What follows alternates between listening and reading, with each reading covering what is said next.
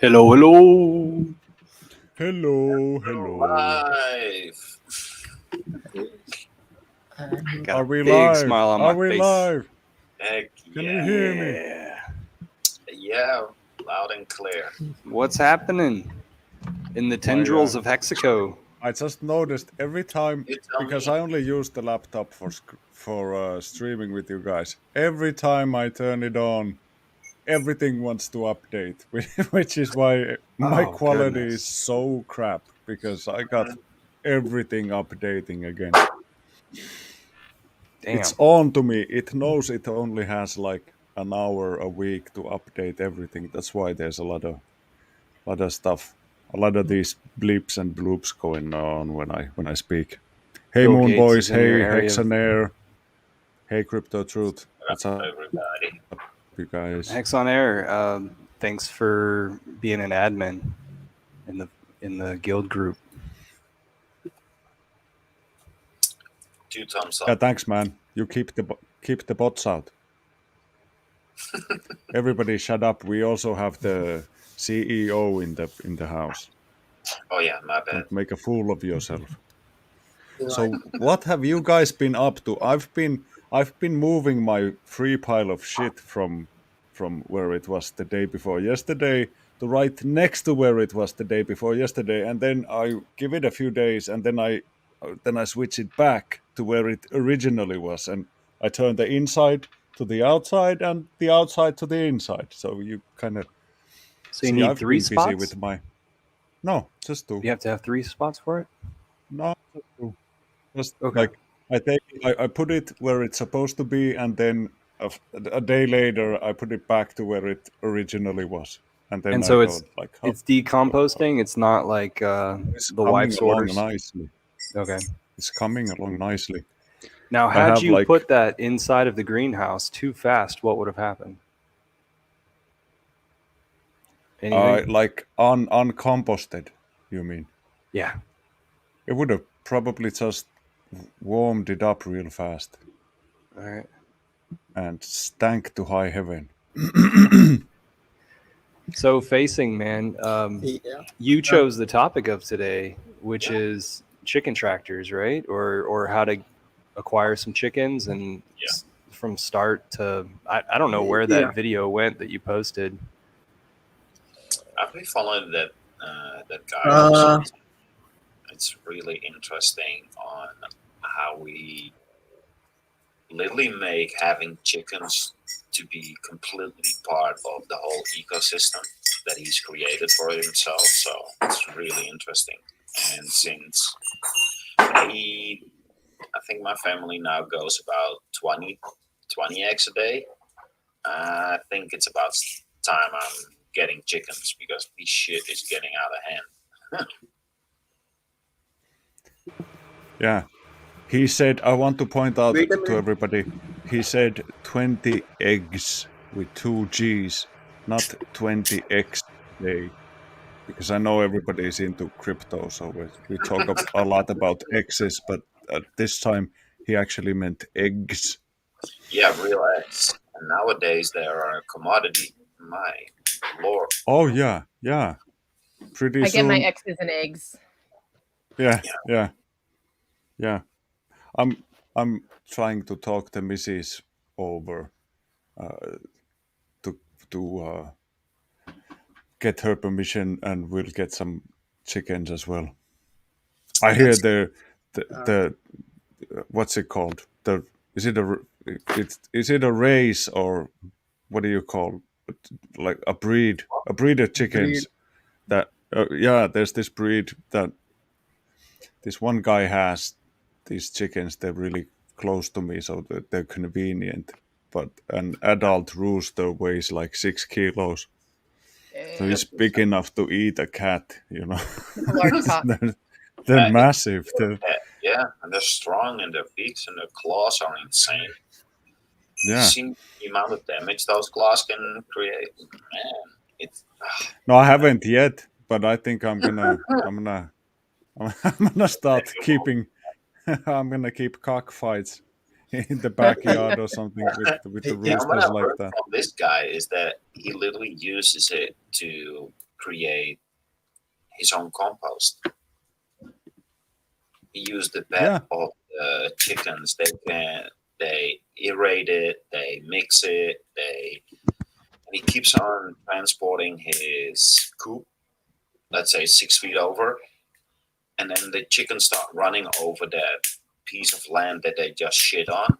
They aerate it and get everything into the soil, and within, I don't know, weeks or probably weeks, you have perfect black soil that smells amazing. Damn. So it's a win-win in my situation. Yeah, you just need a lot of bedding to absorb all the nitrogen. Otherwise, it's gonna start stinking. Correct. It's gonna get really stinky. Hey guys, But if you enough talk. Please let me first welcome a wild SJ. She is the one who helped get so many viewers or subscribers to our channel. I requested her to come here because everybody would be expecting to see her face, and I don't want to disappoint anyone. So thank you for appearing. And you got me, D-Raj. You got me. By the way, I had we were talking about roosters and cats. I had a small joke regarding it. It's more of a story, but I will let SJ talk. Then I can be the filler later. But hang on here.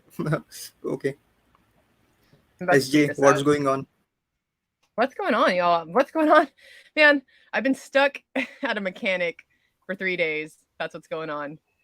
Oof. I love this bus life. I'm super stoked about this trip and this whole Pulse Chain tour, but man, I thought like 2 weeks ago, I thought I would be hanging out with another Hexagon in the Santa Cruz area, like Capitola, really beautiful, right? Like all these redwoods by the beach, and it's like the coastal ocean and everything's gorgeous. And I'm like, oh, I can't wait to go and like bathe myself in the forest and connect with nature. And y'all, I've been sitting in this lot.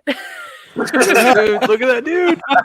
I'm sitting in this lot for 3 days while they've been working on my rear brakes. And it's a pain in the ass. Like, I'm grateful, right? Because honestly, the labor that they're putting in and like what I'm being charged, I'm sure any other shop I'd be probably getting charged twice as much.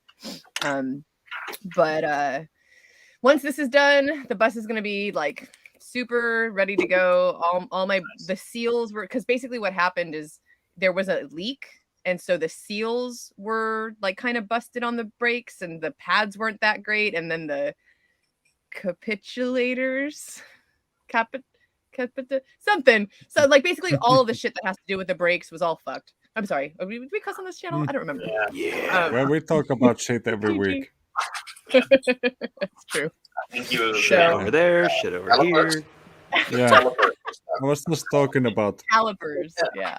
Yeah. So as soon as that's all done, man, like I'll be good. They've been struggling because they were gonna replace the drums, maybe. Yeah. Mm-hmm. And they couldn't because they couldn't find the part, and so then they decided that they were just gonna machine them themselves. And like that's what they usually do if they can't find a replacement. Is the part. They just put it in the they just grind a few millimeters from the inner circumference to get it smooth again. They're doing so. They resurfaced it. They said that it might make the brakes wear a little more than they would if I do all new parts, but I mean, at this point, I'm just like, no, but it gets it like you get like brakes that are good enough to drive. Still, exactly. Yeah. So because they weren't that bad, but because of the oil leak, like the last mechanic that looked at it was like, girl, like if you're like going down a hill and you're trying to brake, like your brakes could catch fire right now. So getting that fixed. so bus Yeah, you're doesn't go into flames. Yeah, you should have said that that is actually a feature. That is not a problem in this. Right, we're blowing up over here. Like I hope you didn't fix my my burning back wheels because they came as a feature when I bought the vehicle.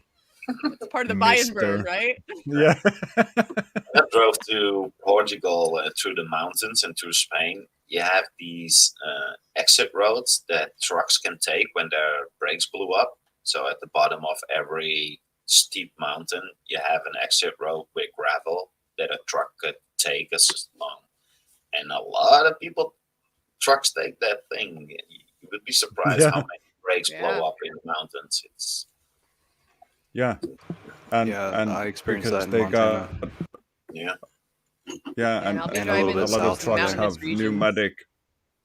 They got pneumatic brakes, so if you just stand on your brake and ease it off every now and then and just keep standing on it, eventually you run out of air and then you have no brakes for a while. Yeah. But could you imagine how scary that is, driving a lorry, let's say, I don't know, 50,000 kilograms or 50 ton going down and no brakes? Can you imagine worrying about the people in the traffic left and right of you? I You know, wouldn't worry like about okay, them at all. I can In a understand 50-ton my truck. momentum. I can understand like where Like, I'm at. Look out! But everybody else better watch the fuck out. That's right. Yeah, And they don't even know. No. yeah. You didn't know you're gonna have a shitty morning this morning. Yeah. Look out, man! Shouting, damn, this guy's in a hurry. So SJ, there's no problems with the bus going, right? It's just braking. Right. Yeah, and it wasn't even like I didn't notice it, right? I wouldn't have known that. No. Other mechanic who he fixed my belt for that, like, has somehow, I don't know if it was the serpentine belt, but this belt had to do with my hydraulic braking system. And the belt started to fray, and then that meant that my hydraulic brake would not turn off, so I could not move. This has been the trip of stuck, because I got to Stockton, and I was stuck for 2 days because my hydraulic brake failed, and then I had a wretched fuel leak. Like this thing, and I had to use the bus to get back and forth to my girlfriend's bachelorette party over this last weekend, and it was wretched. Like I was probably losing more fuel through the leak than I was burning it driving. I'm not joking, y'all. It was not a drip. It was like anytime the engine was on, it was like pouring out of I felt dumb because I was just like wasting gas doing that, but like I had to do it. And then by the time I got back, that's when the belt started to fray. So I got stuck in Stockton. But luckily, I'm super thankful. This guy, Big Chris, who's like kind of like on the outskirts of our community, I guess. All his stuff is like cult Dow. But he saw like my little cry for help and hooked me up with a bomb mechanic out there who fixed the belt. He fixed the fuel leak, like did not ask for much. So I'm all set with the engine. Like everything's good there. Just once these brakes are done, I should be golden. So it's been a struggle. It's a struggle bus, y'all. Beep beep. Yeah. Hopefully no one breaks the window. So did you fly? You fly all the way to Miami? Like where was the last meetup? Where was the last meetup with you and RG3 just a few days ago?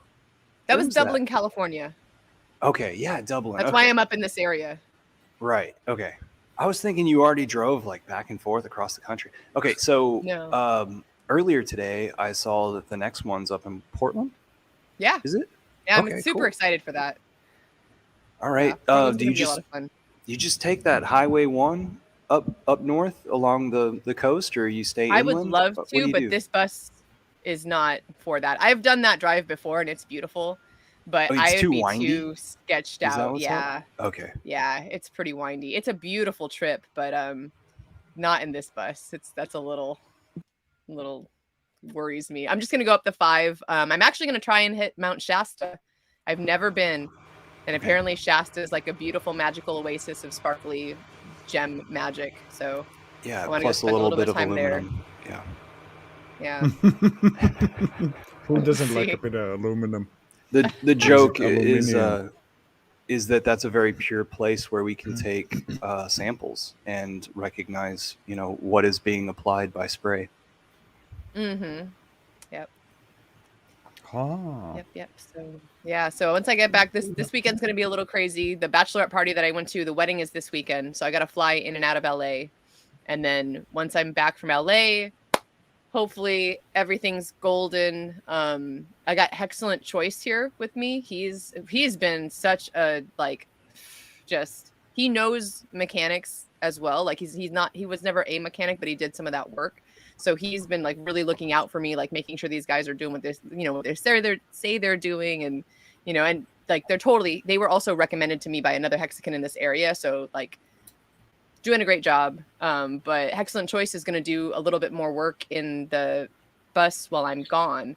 We just had my AC unit delivered to us, so that came today. So he's going to put in a mini split AC and take out this thing. Yeah, you have one that's right in the middle of the ceiling. Yeah, that right there, that thing just pulls way too much energy, so I can't even use it unless I'm plugged into shore power, which is very rare for me. Like I prefer just using the solar and just going off of that. But we're gonna take that out, turn it into a little hatch, and like get a little ladder so I can climb up and down into the bus onto the roof. Yeah, sweet, cool. So the mini split is going to go on the back wall, at the top of the back wall. Okay. Yeah, it'll basically go where this TV is. Okay. So I've never really used this. I think I might have used it once because one of my computer screens was out, but this is going away. The mini split, the inner unit's going to go there, and then there'll be coils that go down, and there's like a little stand right here on the outside where there used to be a generator, but I haven't had any need of the generator at all. So I'm actually trying to sell it. If anybody needs a generator, let me know. Yeah, but you can sell the that'll TV be where the outside fan goes. Yeah. Sell the TV as well. I'm surprised you don't want to keep it. It's really handy. It's really handy to have the roof access when the zombies come. You can just pop up the roof. And same thing. Where's the zombie turret? We need a turret. I like that. What's up, Tin Top? Yeah. What's up, Glenn? SJ can be the turret. It just needs access to the roof. Yeah.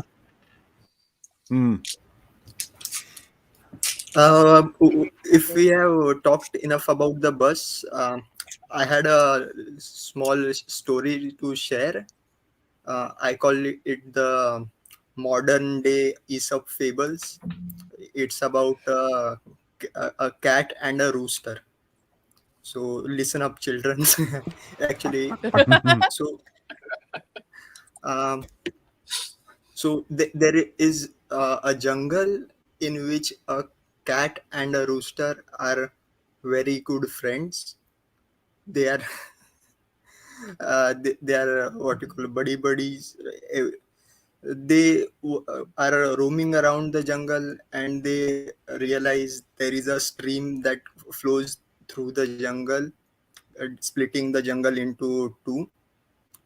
And they think, like, they see that there are more trees and fruits available on the other side of the stream. So they decide the only way we can get across the stream is by jumping over it. So they decide, like, who will be they keep first arguing who will be the first to jump. But then they decide, let's do it together. We'll all both jump across the stream at the same time. So they decide, they count 1, 2, 3, and they jump together. And mid-flight, what the rooster does is he uses the cat as a launch pad and pushes the cat down, flaps its wings, and gets to the other side, while the cat falls into the stream. It manages to swim back to the side it was on previously, while the rooster is on the other side. and then there he realizes that uh, it's already the same what we had on the other side. So what is the moral of the story? I would or what things have you learned from the story? I would ask each of the guests to state in a single sentence before I give you the final moral of the story. I The grass is learned not nothing greener on the yet. other side. The cat doesn't give a fuck.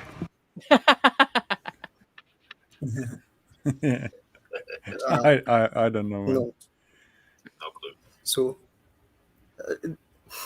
the real moral of the story is behind every satisfied cock there is a wet pussy. sorry, Chen. Sorry, Chen. Oh, gosh. Oh, you should have stayed at tech support. Oh goodness. Naughty.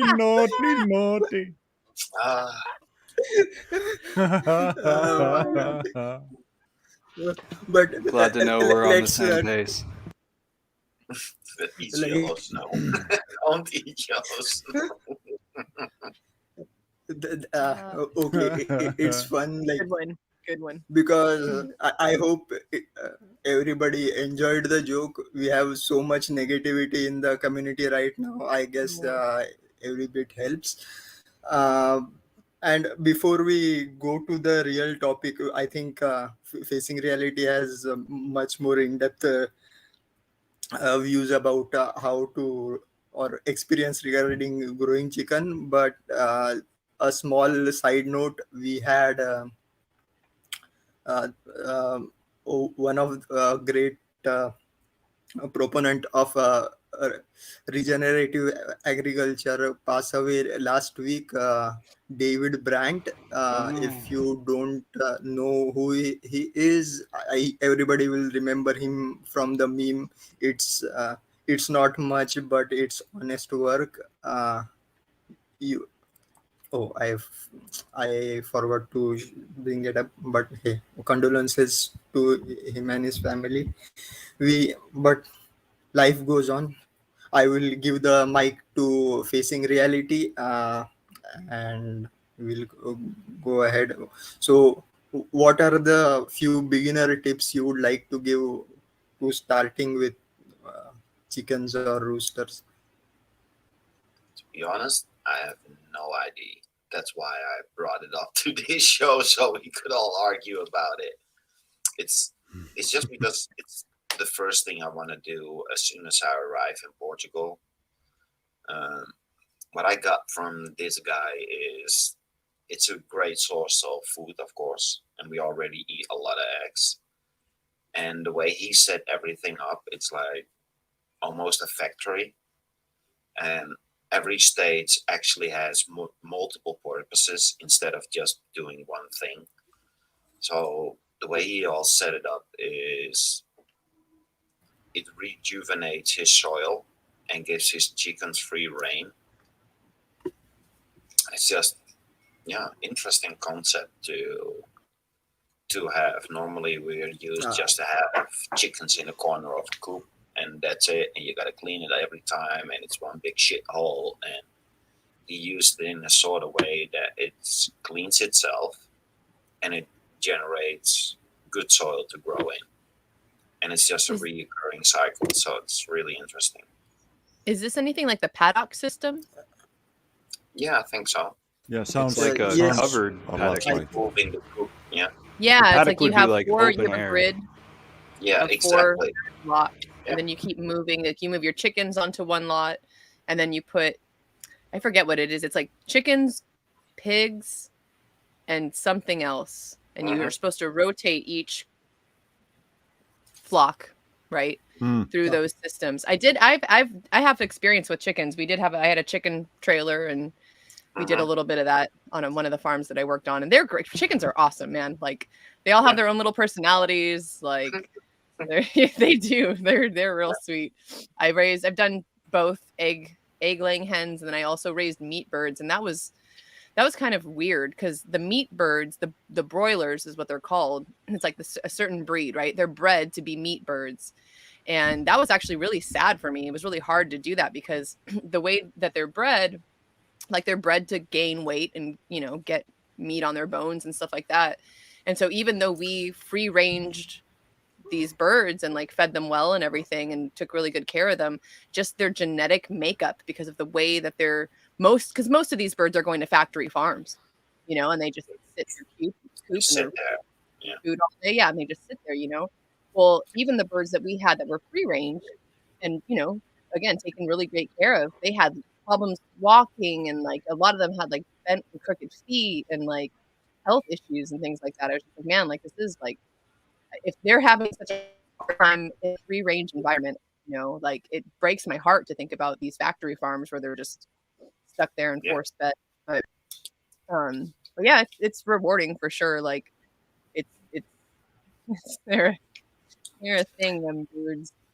Yeah, almost make you think that they overbred them or genetically modified them just to do that purpose. Is it then even proper food to eat? Yeah.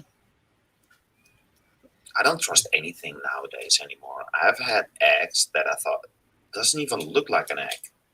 It comes out, it has a really strange structure. Sometimes it has a really plasticky like surface. I don't trust anything anymore.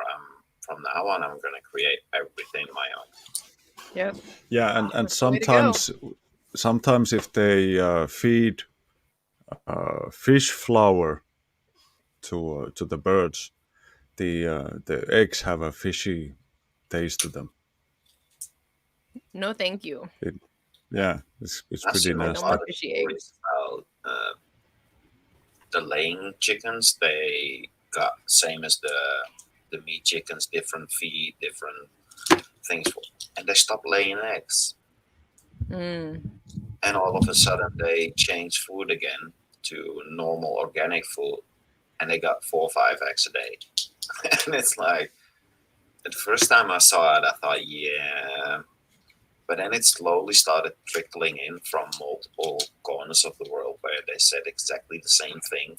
And the only common denominator that they had was special feed that they got from a big supplier. Man, I don't know, man. Yeah, there's a company. There's a company called Tractor Supply, and it has been spread. The word on the street around here is that what you buy at Tractor Supply will make your hens infertile. Oh, it's insane. So you can raise them for meat, but you can't raise them for eggs. Really silly. Yeah. Well, they could be laying eggs, but the eggs are always unfertilized. It's making it to where they're not laying eggs. You can't get eggs off of them. I just saw a video about some weed killer that is widely used in the States, which carries on over into the dung of the animal. I think it was some weed free or something like that. It was probably something by Monsanto. It was like Monsanto or Bayern, but it's a weed killer that everybody sprays. Well, everybody who sprays that shit on their hay. And if you have animals who eat that hay, that poison goes through them and it's in their shit. And if you use that to fertilize your garden, all your garden plants are gonna take off perfectly normal. But once it comes to blooming season, they just die off. They just brown off and die. Don't start to bloom at all. And that's why I was worried about you getting horse manure from your neighbor rather than cow manure, because cows have more stomachs. We don't use that shit, and that horse dung is already 6 months old, so it's already been out for a while, like in a pile warming up and stuff. So a lot of it has been either evaporated or composted? Yeah, I've been seeing a lot of studies, and this isn't only in uh, chicken feed. We've seen it throughout everything. Even what we are giving our dogs and kittens and cats, it literally makes them sick. It literally makes them Yeah, go to the doctor. It's insane. The amount of things normal pets nowadays have that we didn't even know existed 20 years ago is insane. So now that we know that they are doing it pretty much to every level of food, why would we be any different? What Yeah, makes it's a terrible loop. yeah Everything's yeah. like everything And the whole and cycle is fucked. one thing that I've been thinking about a lot is you know how every substance there's like a set limit which is sort of agreed upon that this is like the poisonous amount yeah, that you can't have any levels above this are unacceptable, mhm, like arsenic or whatever you might have. But there's no studies about like compiling these different poisons through different mediums. So what if you have an acceptable amount of arsenic in your food and an acceptable amount of like antifungal stuff in your mhm, grapefruits and acceptable amounts of like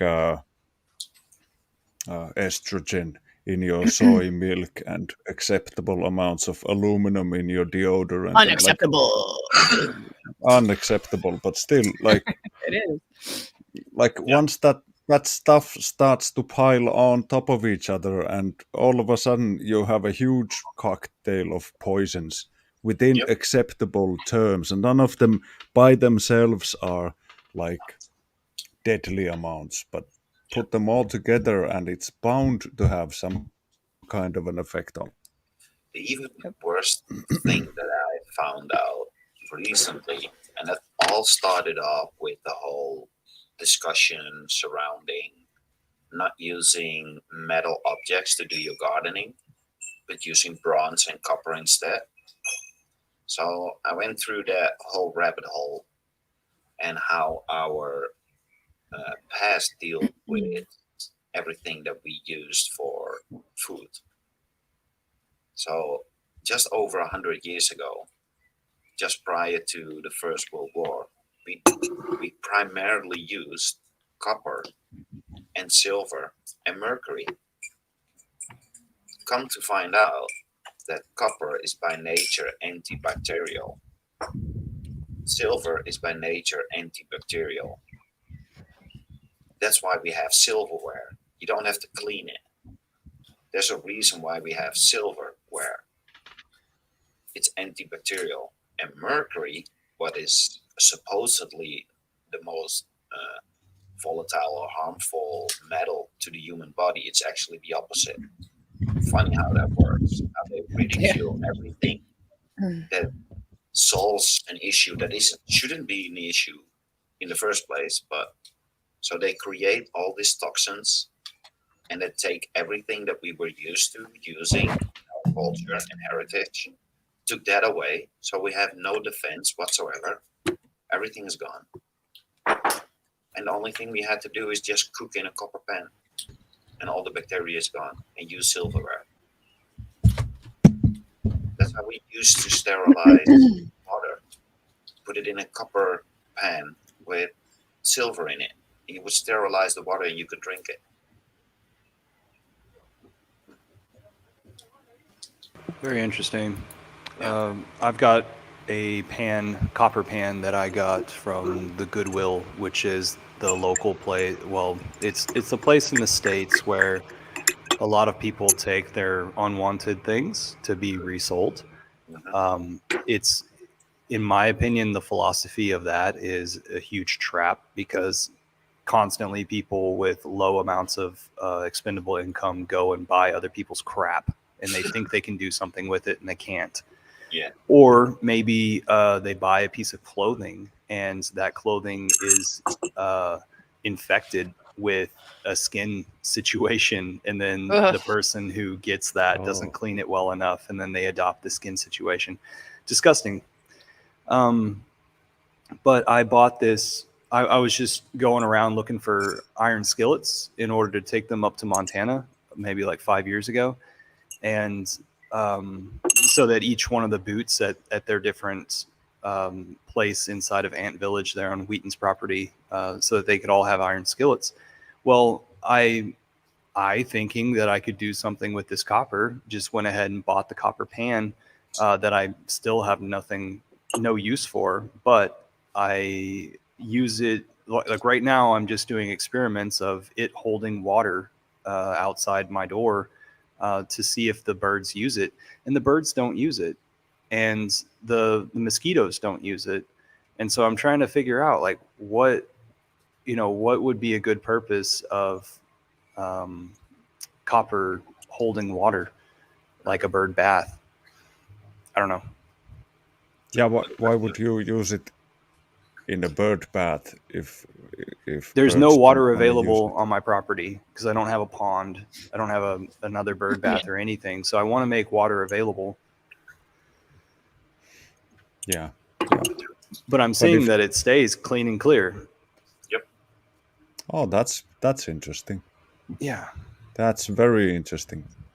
Hey guys, I have to run. My computer's doing a number on me, and if I don't let it finish up downloading, it's probably gonna be horrible for the entire summer. So you guys are gonna have to take the last 25 minutes without me. Oh, come on, SJ, you'll be fine. There's still three more guys left here. Yeah. I see you guys next week, and I love seeing the greenhouse, man. That's awesome. Yeah. Hey, check that it background out. of yours kicks ass. Take care. Ta-da! Well, I can't wait. I put the strings up here, up there, and then up there. I already put the strings up there for Is that the for tomatoes? cucumbers and for Cucumbers. tomatoes. Nice. Yeah, Nice. both. I'm gonna have cucumbers and tomatoes battle it out because they like completely different kinds of greenhouses. Yeah. Other one wants it humid, the other one likes it dry and well aired. So we'll see which one wins. Big tomatoes, small tomatoes. There's some old school, but I don't think I have any steak tomatoes. I got like small, like tangerine-sized tomatoes are like the optimal, I think. You could Personal harvest preference. all year, can't you? Sorry? You pretty much can harvest, cucumber and tomato. You can harvest all year. Yeah, probably in Holland. Yeah, you can. Not over here. Because I know when we had cucumbers in the whole summer, we could at least take a couple a day. It's insane how much cucumbers these things produce. There should be plenty. Yeah. But I see you guys next week. Hopefully, I'll have some plants in the ground by then. Woo! Yeah. All right. And don't stay too long. Later, guys. A nice haircut. See you later.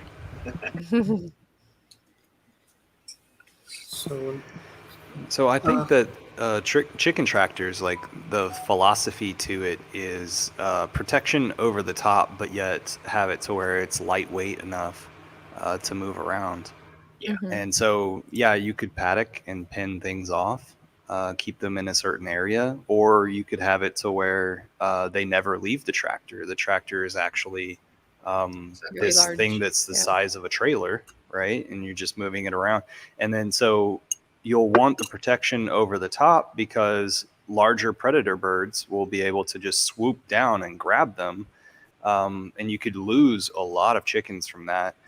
And then, man, those chicken hawks are no joke. And then in the evening, you also want it to have contained enough because then you could have, what is it? The foxes or badgers, possums. Yeah. Yep. All of them. Sneak in there. Chicken. Yeah. So lightweight enough, but yet enough protection as well, and that's what people have been designing and passing around on the internet. And then if you've got a chicken tractor, like you kind of need a bit of space for it. I've witnessed over at a friend's place, he's got maybe like 0.3 of an acre, and then he like kept the chicken tractor only in maybe 0.05 of an acre, and it's a really small area, and it just didn't work well. And I know that he I know that he wanted new possibilities to come about, but he just never enacted those possibilities, as in like bringing the tractor out into his front lawn instead of just keeping it back there in the back lawn. So I think that my buddy, he did a really good job creating a chicken tractor and modifying it as he saw like sanitary needs. But he just needed more space, and it was the urban environment that caused him not to have that space. And whenever we're talking about sanitary, the thing that he was developing was a way for the chickens to stay out of their own way, for the feed to stay clean, and for the water to stay clean.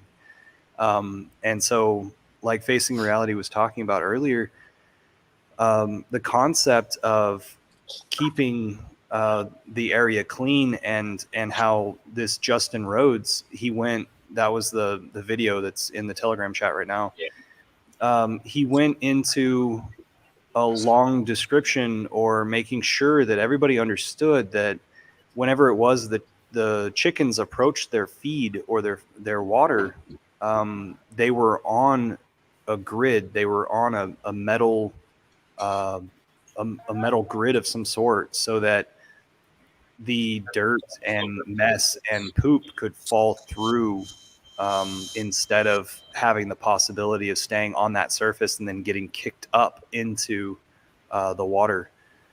And then you would just have to maintain it more often. What's the downside? You would have to see it more often. You'd have to visit the place 3 times a day instead of just once a day, sort of thing. And so what that looked like was just an elevated plane where they could walk on the mesh and everything falls through. And that's what my buddy that I've been talking about here in the downtown area, that's what he learned, was that instead of having plywood as the floor of your chicken coop, have it to where it's just mesh. And then up above, have the dowels, the wooden dowels that are elevated, because that's where they like to hang out and roost.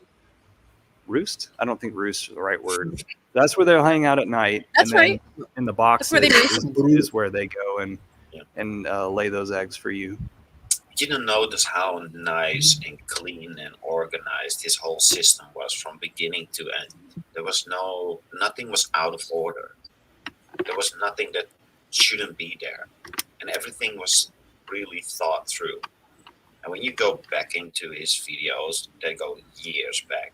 You see how he progresses and learns over time, and every time more updates his system. And then as soon as he got to a point, okay, we're gonna start over again, and he built his recent setup, he could pretty much do it from scratch, having about 10 years of experience what not to do. And now compiling it into a 1-hour video. I really like this video. Yeah.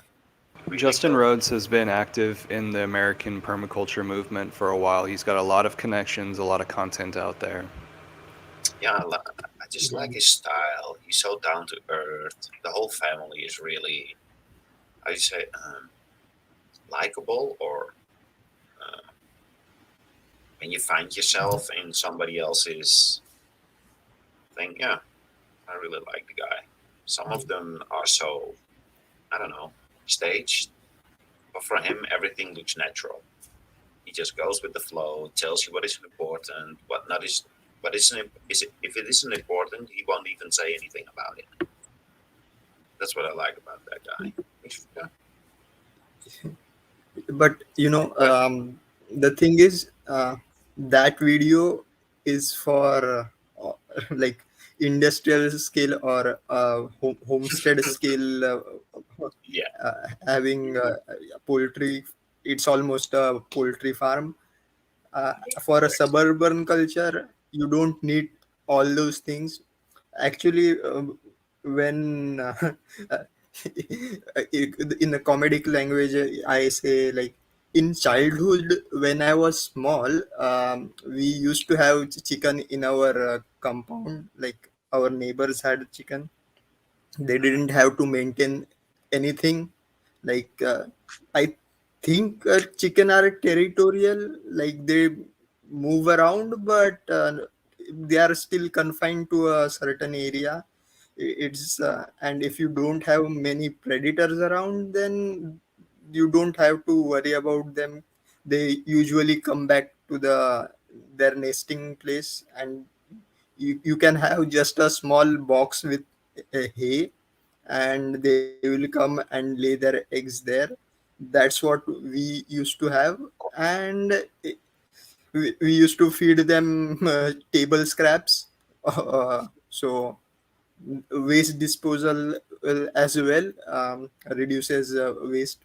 Actually, what Justin Rhodes is like teaching is what is known as the Saltin method, like the moving around of chicken, and he's a follower of that school of permaculture. So Joel Salatin did this experiment. I don't know which place exactly. I say it's the Scandinavian countries. They are more open to doing these things. But they gave away chicken to about 300 households, and their waste decreased by around a ton a month. So that's how. Plus, there were everybody was getting eggs as well as free, occasionally free meat. So if you are thinking about owning chicken, just buy some. Usually they are available. Don't buy little chicks. They are more like they need more care. Slightly younger versions of chicken are available. You can just let them grow for their lifetime, whatever it lasts. After that, you can give them a burial if you don't like eating it. But yeah, it's really not difficult. Like you nature takes its own course. Those are quite intelligent animals. They take care of themselves. Plus there is added benefit of pest control around your house with them eating the bugs. Just you have to observe that they don't get any ticks or lice that are very rarely a problem. But hey, that's my 2 cents. Take it and go. Yeah. No, you can have chickens really easy urban. That's how I endured them when I was a kid, because we literally grew up in permaculture and urban culture. Or my granddad, they did everything themselves. So nowadays we have a backyard that we play in or do whatever we want. When I grew up as a little kid, my granddad, it was just growing your own things and having a chicken coop.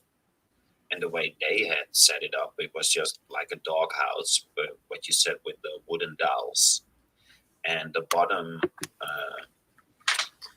part of the shed was actually a rolling draw.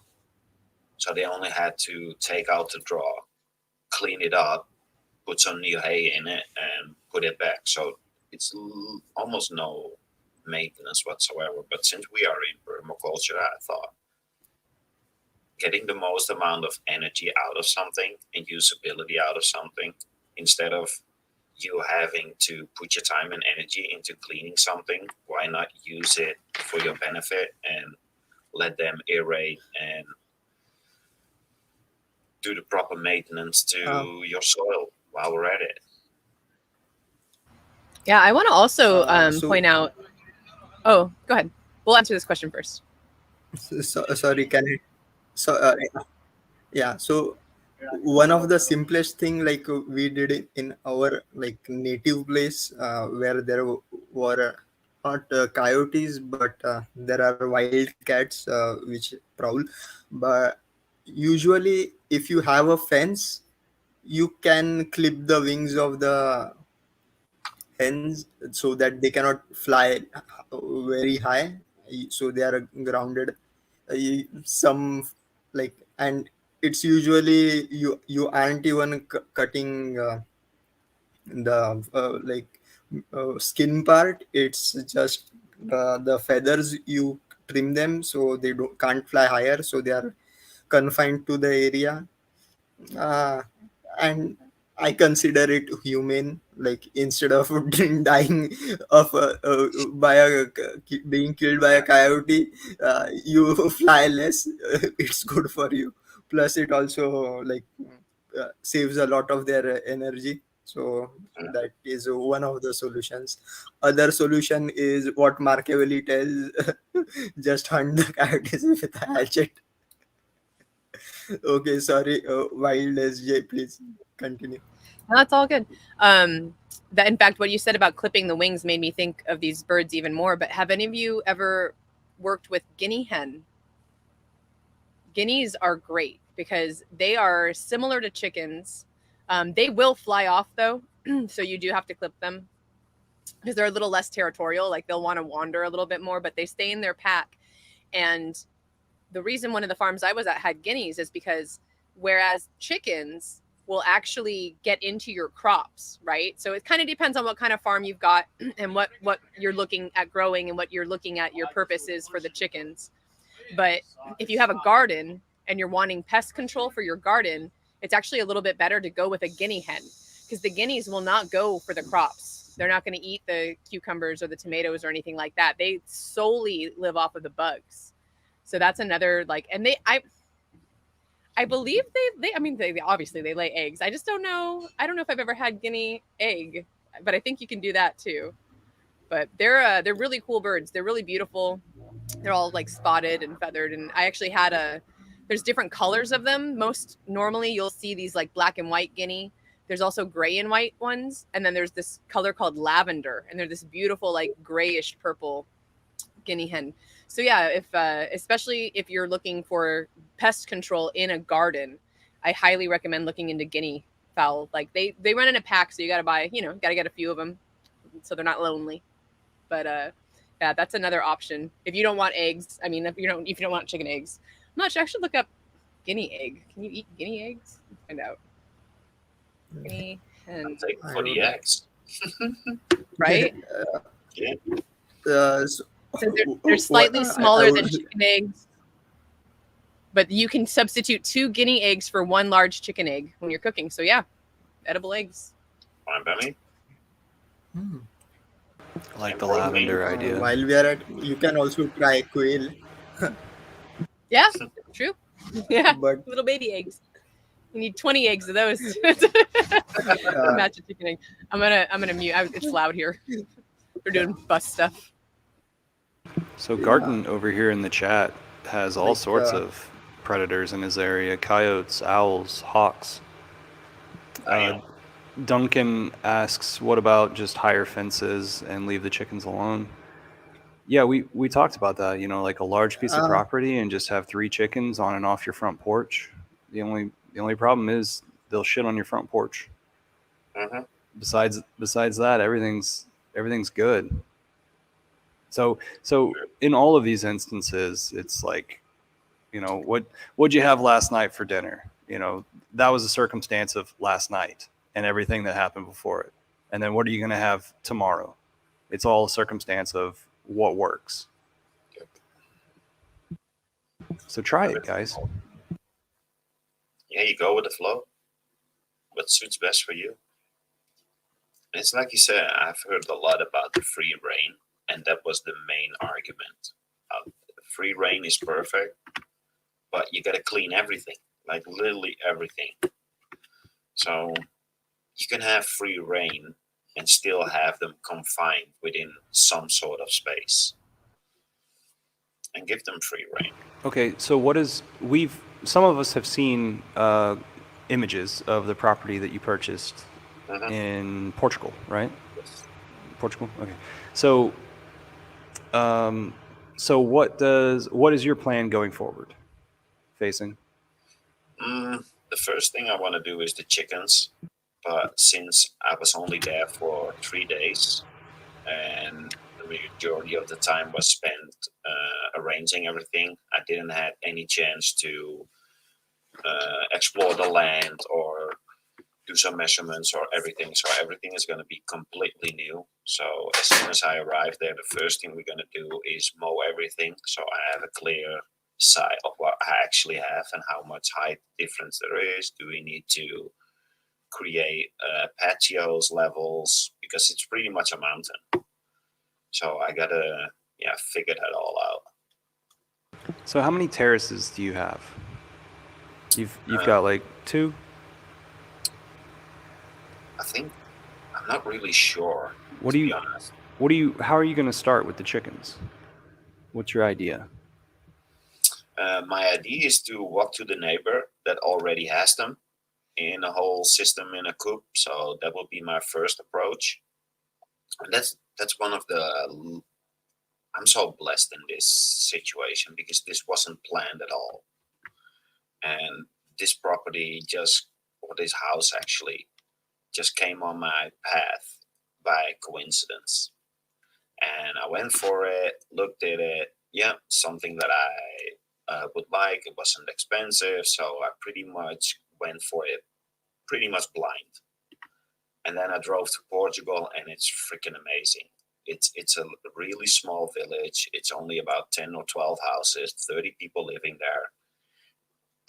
It's about 45 minutes from the closest city, and the whole village is already pretty much self-sustainable.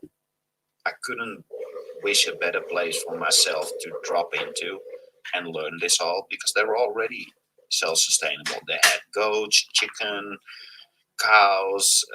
Everybody is cultivating something different.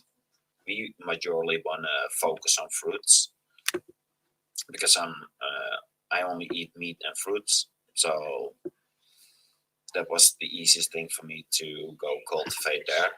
So it's not really the vegetables for me, but yeah. Sweet. Hey, Marcavelli in the chat, what do you mean by Godfeather?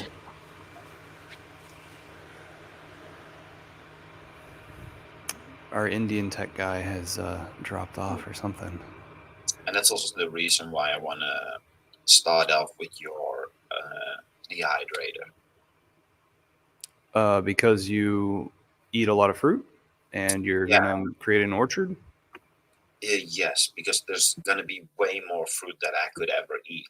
So if there's a way for me to actually preserve them and maybe sell it or create something for the community there, so it won't be a waste. Because when I went there, there's already a big orange tree, but nobody takes care of it. It's just like wild orange tree. And if you see how much fruit comes off it and just lays there on the ground, if you will have that with all our fruit trees that we are going to plant for the next decade, then I could imagine I'm stuck with a shit ton of fruits that I can't eat by myself. And since it's a seasonable thing that has an expiration date, I could imagine that I could have a surplus of goods that I can't do anything with, just let rot away or use as compost or whatever. So I thought your dehydrator would be a perfect solution for this typical problem. And since I love doing things with my hand, and I saw that plan, and I thought, yeah, that's what I'm going to build. Same as your rocket stove, I love that idea. And I love building off of plans, so yeah. Awesome. That's exciting. The dehydrator that he's talking about, it's technically called a downdraft dehydrator, to where you're heating up a lot of air and then you're forcing that air down through a cabinet that's in the dark. And so that hot air, new hot air, is arriving here, pushing old hot air down, and that hot air picks up the moisture inside of the fruits and the trays, and so it passes through these trays and then it exits out the back. And because it's more heated, then it exits out the back like a chimney, but it'll be weighted a bit more because it's got the moisture in it. And the technique to downdraft dehydrators is the airflow. You have to make sure that there's enough. It's all about the numbers. Get a lot of airflow through it. Yes. And so this will allow you to dehydrate without the use of electricity. Yeah, that's the common mistake that people have. Yeah, when I want to dry my clothing, I would do it in the sun. No, you want to dry your clothing in the wind. You want to blow away the water molecules. You don't want to evaporate them. So, yeah, it's exactly what you never saying. Thought about that way.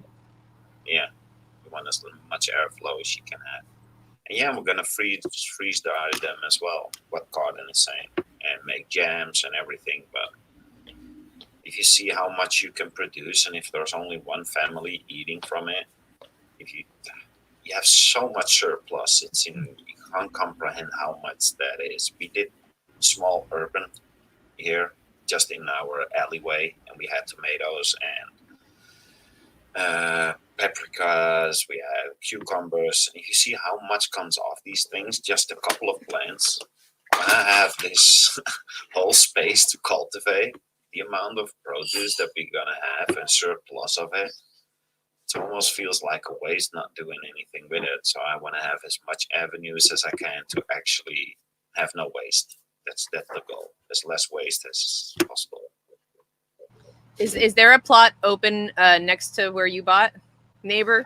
We'd be neighbors. Well, I'm moving over there. I'm doing it. It's Look funny at that smile. saying it, because if this all turns out the way I think it could turn out, there's so much land around it. Who knows what I could achieve there, especially when you can actually give value to this community and they're actually standing behind your thoughts and processes and goals. And Mexico! Exactly. Let's go. Maybe I think you'll say. I love Exactly. it. I love that there Hey, are so many people thinking of that. on that note, we have reached the 1 hour mark. Let's keep it short and simple. We can continue the chat in the Telegram group. Link is in the description, and we will use our Hexico ad for Zanzibar as the outro. See you guys next week, same time, same channel. Peace. Actually, I'm thinking of changing this time, but let's discuss it later. Yeah. Okay. Bye-bye. Bye, everybody. See you next week. The vision is to create the dream community, a retreat center, eco-village, sports facility, festival ground, to just really create the most beautiful place on earth. So I'm taking on my biggest project ever, and I'm looking for the right people to embark on this journey with me. Thus far, I've been investing the amount of resources I have into this, and together with a small team of dedicated people, we've been able to get water access, electricity is being set up, and the first bungalow is due to be finished in a couple of weeks. And that's just the beginning. And Zanzibar is the perfect place to do this. Both because it's the most stunningly wonderful, tropical, exotic paradise, but also because there's so much potential to help the local community who are craving to enjoy the same opportunity as the rest of the world. Like proper co-working spaces with computers connected to the internet, professional sports talent development centers, proper waste management system. There will be retreats, workshops of different kinds, movie theater, lookout tower, basketball court, tennis court, football court, and natural coral rock pools, sustainable agriculture, music studio, podcasting studio, acrobatic park, yoga platforms. A place to develop talent and creativity in all shapes and forms, in a free place in the middle of nature, in tune with earth, as it should be. It's It's about giving value, it's about seeing the value we all inhabit, and it's about creating a new beginning in a society where we've forgotten who we are. I believe the future is held by those who come together in love, who understand that we are so connected, that we ultimately are one, and create from there, from the grassroots, where we have decided our own rules.